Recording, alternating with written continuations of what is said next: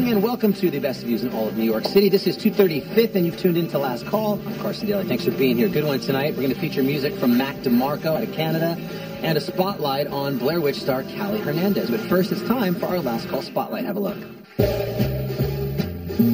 I get angry and I'll throw my phone. I always throw my phone. Like, I've thrown my phone into like different places in our house and drywall, and we've had to like drywall over many patches. That's throwing the phone pretty hard.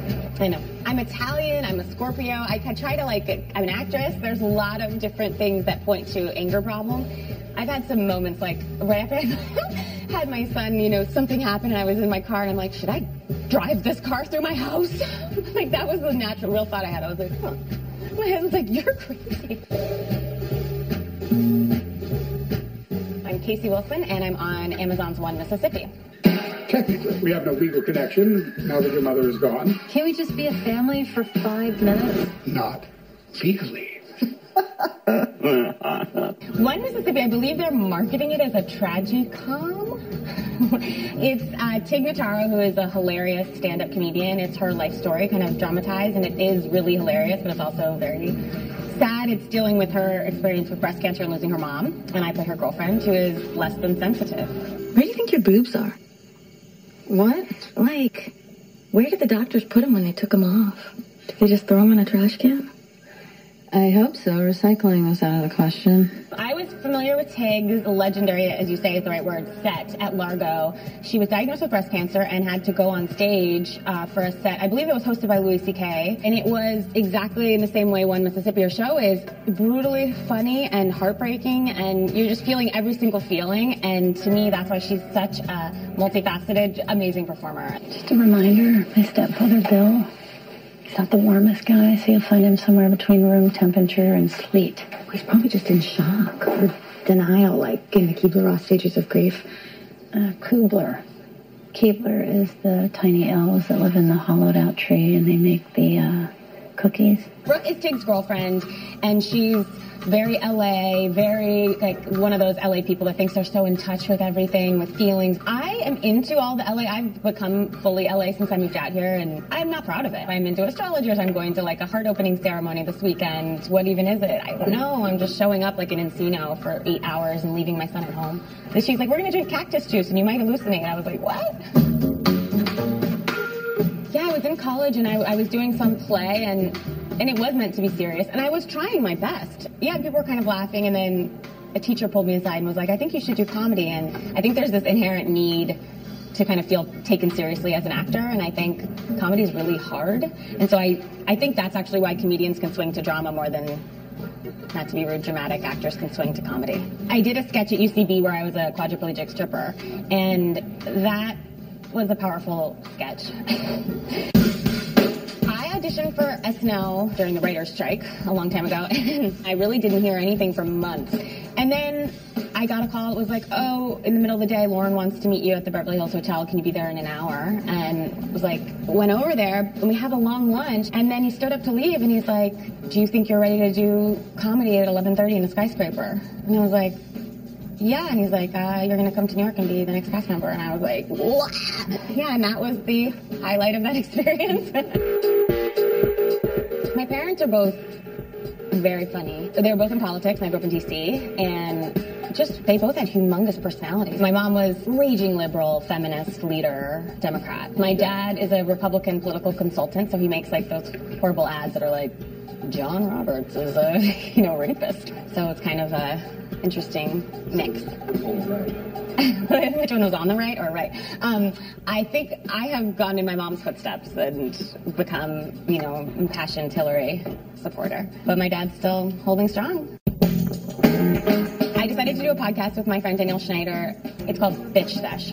And the podcast is about a very important topic, which is the Real Housewives franchise. And it could not be more stupid or base. We're like ambulance chasers of the Housewives, reporting on the wrecks. That's so funny. You're really into that thing. A friend of ours did the podcast last night who had never seen an episode, and she literally was watching like this.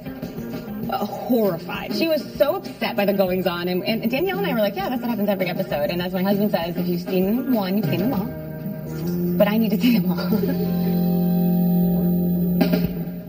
That was the Last Call Spotlight. We'll be right back with the music from Mac DeMarco out of the FYF Fest in LA.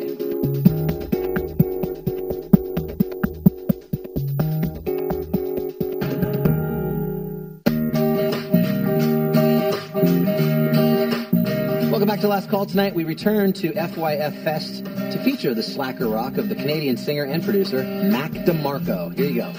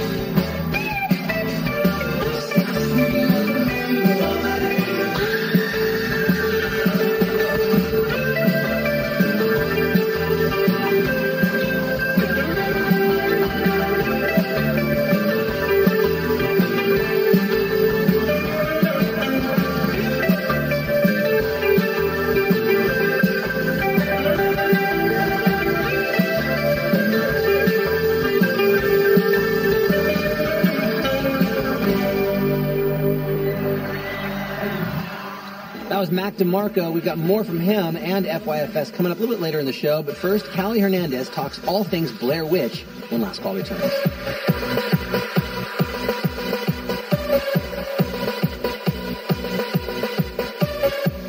Hey, a quick thank you to our friends at Jingle Punks for providing us with some of the coolest production music out there, like the track you're hearing right now. For more, be sure and check them out, jinglepunks.com/blog.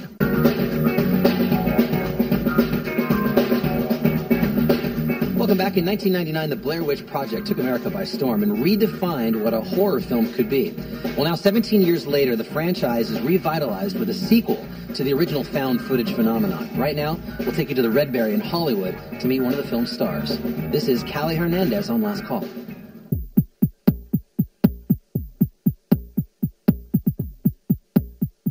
I went to go watch the film for the first time with a bunch of our cast, and I was walking into the film going, guys, we were there for all of this. Like, we're not going to be scared. Because, you know, when you're there and you know how everything works, you figure you're not going to have the same reaction, visceral reaction that a normal audience member is. That was not the case.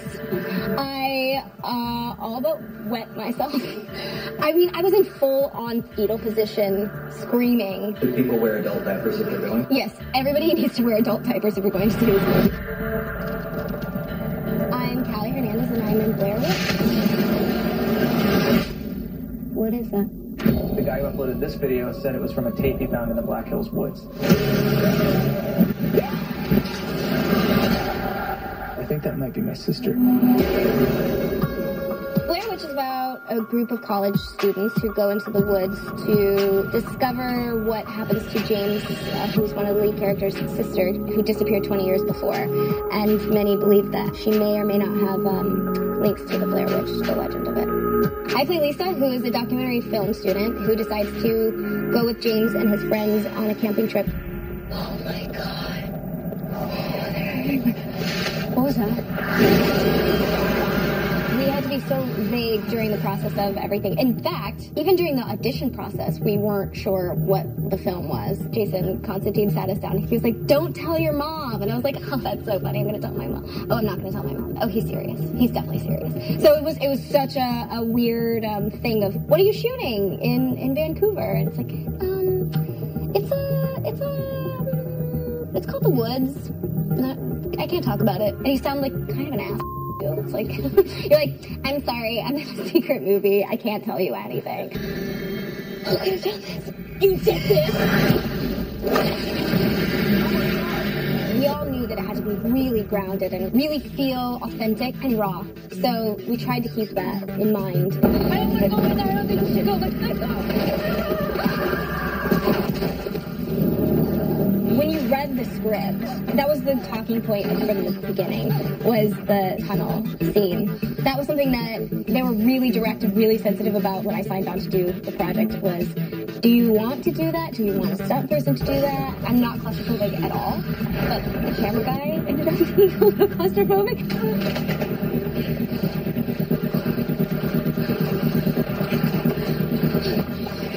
I remember getting into it, and the camera guy reached over and he was like, "Do you want to get out?" And I said, No, I'm okay. I'm just acting, you know. And he said, just let me know if you want to get out. And I said, "Are you okay? Like, do you want some water?" Do you believe in the stories about the Blair Witch? Shooting Blair Witch in the middle of the woods. I mean, you are in the middle of the woods. No glitz, no glam. I mean, you're in the dirt. I remember at one point being hosed down because the weather changed so much. So if it was raining, it'd hose them down and you just get hosed down. And I remember I had to roll around in a pile of dirt. I felt like Pigpen because I was just covered in dirt and mud and so much blood. Yeah, just hose her down and roll her around in the dirt and yeah, call it a day. I came back from a 2-week tour, ended a relationship, moved out of the house the next day, went to work, got fired, and then I was driving, you know, calling my mom, driving to deposit my last paycheck, just like crying, and then I got in a car wreck, and it was just sort of everything was gone. It was kind of the first moment that I was really on my own, and I remember having this moment of trying to gain control of the situation, and then just sitting still, and for that one brief moment of sitting still and asking myself what I really wanted, it was so clear. That sounds so nuts and so stupid and pretentious kind of, but it's true. 2 weeks later, after I made the decision secretly to want to try acting, I hadn't told anyone, and a good friend of mine was working on a Terrence Malick movie. She called me up and she said, "I know you're not an actor, but there's this part," and I said, "Yeah, I'll go in and I'll audition." I've never done it before. And I got this really small role in the Terrence Malick movie. It felt so right. It just felt like I'd already been there. I mean, there was a back and forth of sleeping on couches for a good 2 years. But yeah, I would never predicted this trajectory. I was just going to try it.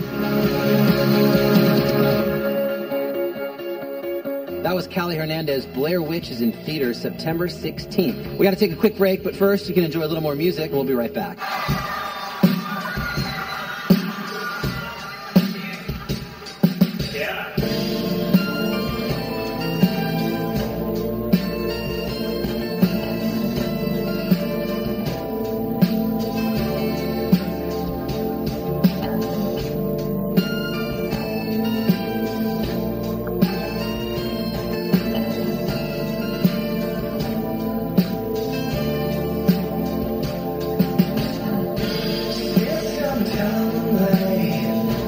Getting ready for the day.